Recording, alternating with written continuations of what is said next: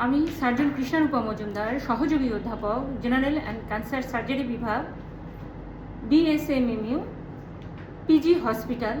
বর্তমানে আমি আনোয়ার খান মডার্ন হসপিটালে নিয়মিত চেম্বার করছি এবং অপারেশন করছি। আজকে আমি আপনাদেরকে অত্যাধুনিক একটা পদ্ধতি, যেটাকে বলা হয় RFA, মানে রেডিও ফ্রিকোয়েন্সি অ্যাবলেশন, এই পদ্ধতিটি সম্বন্ধে বলবো এবং আমি অপারেশন যে করছি সেই সিনারিও আপনারা নিশ্চয়ই আমার ব্যাকগ্রাউন্ডে দেখতে পাচ্ছেন।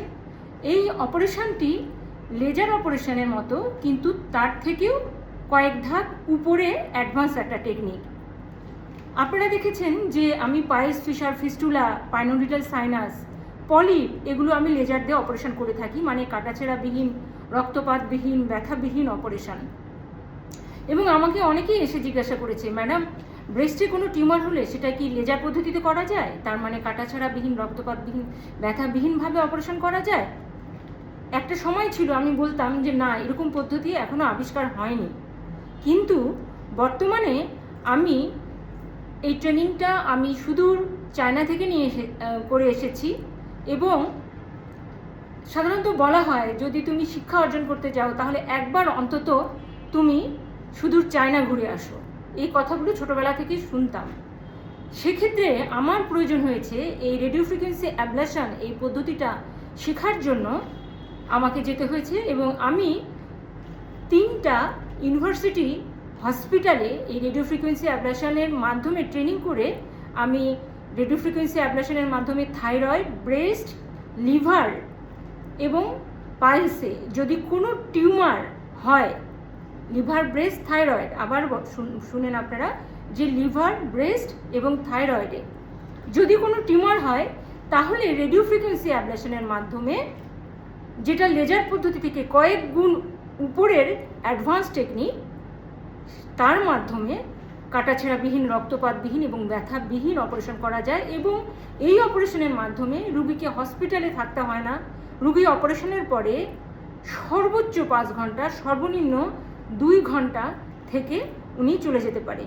এখন কারা কারাই অপারেশন করবেন? যারা মনে করেন যাদের ব্রেস্টে টিউমার আছে, সেটা ব্যথা করছে, পেশেন্টের সাইকোলজিক্যাল সমস্যা হচ্ছে, পেশেন্ট মনে করছে একটা চাকা আমি কিভাবে আমি আমার লাইফটা আমি করব, তখন সে চাচ্ছে যে ব্যথাও করছে কিন্তু এত বড় একটা কাটা তার ব্রেস্টে বা তার গলায়, থাইরয়েডে, রুগীটা তখন মনে করছে এত বড় দাগ নিয়ে আমি সারা জীবন পার করতে পারবো না।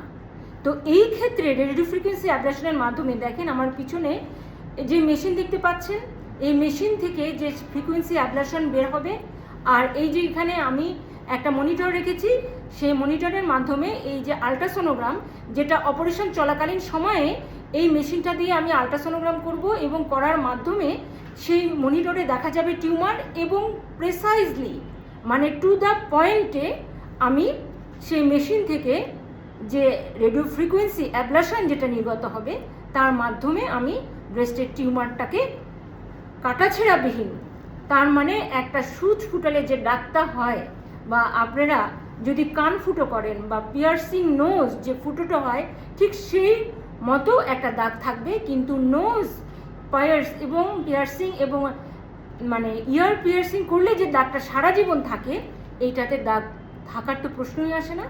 এটা 6 থেকে 7 দিন পরে এই দাগটা চলে যাবে।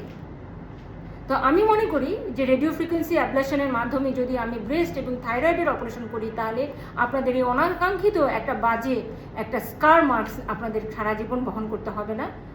এবং আশা করি এই ফিল্ডে আমি যতগুলো রেডিও ফ্রিকোয়েন্সি অ্যাবলেশনের মাধ্যমে অপারেশন করেছি, প্রত্যেকগুলো সাকসেস রেট আমি বলবো 99.9%।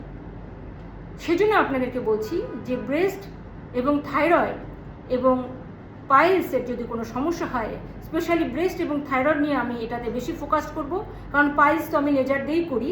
তো এইটাতে আমি যে করেছি এবং যে আউটকাম আমি পাচ্ছি, সেক্ষেত্রে ব্রেস্ট এবং থাইরয়েডের দিকে আমি আমার সর্বোচ্চ ফোকাস, এবং আপনাদেরকে স্কারবিহীন, কাটাছেঁড়াবিহীন, রক্তপাতবিহীন এবং ব্যথাবিহীন সর্বোচ্চ কম সময় হসপিটালে থেকে আমি আপনাদেরকে রেডিও ফ্রিকোয়েন্সি অ্যাবলেশনের মতো একটা সর্বোচ্চ লেভেলের ওয়ার্ল্ড ওয়াইড ইন্টারন্যাশনাল রিকগনাইজড একটা পদ্ধতি অ্যাপ্লাই করে আপনাদেরকে আমি এই অপারেশনের মাধ্যমে চিকিৎসা সেবা দিতে পারবো। এবং এ বিষয়ে কোনো প্রশ্ন যদি আপনাদের থাকে, আমার ইউটিউব চ্যানেল সার্জন কৃষ্ণারূপা মজুমদার এবং আমার পেজ সার্জন কৃষ্ণারূপা মজুমদারে আপনারা প্রশ্ন করবেন। আপনাদের সকল প্রশ্নের উত্তর আমি ভালোভাবে দিতে পারবো বলে আমি আশা করি। সবাই আমার রোগীর জন্য দোয়া করবেন, আশীর্বাদ করবেন। অবশ্যই আমার কাজের জন্য আপনারা আশীর্বাদ করবেন। সবাইকে অসংখ্য ধন্যবাদ। ও আর একটা কথা, সেটা হচ্ছে যে এই অপারেশন করতে পুরো অজ্ঞান করার প্রয়োজন হয় না এবং স্পাইনাল অ্যানাস্থেশিয়া বা কোমরে ইঞ্জেকশন দিয়েও অপারেশন করা যায় না। স্থানীয়ভাবে অবশ করে এই রোগীর অপারেশন করা হয়। আমি এটা নিয়ে টু বি কন্টিনিউড, আমি আরও কথা বলবো আপনাদের সাথে। আশা করি আপনারা পুরো ব্যাপারটা বুঝতে পারবেন। সবাইকে অসংখ্য ধন্যবাদ।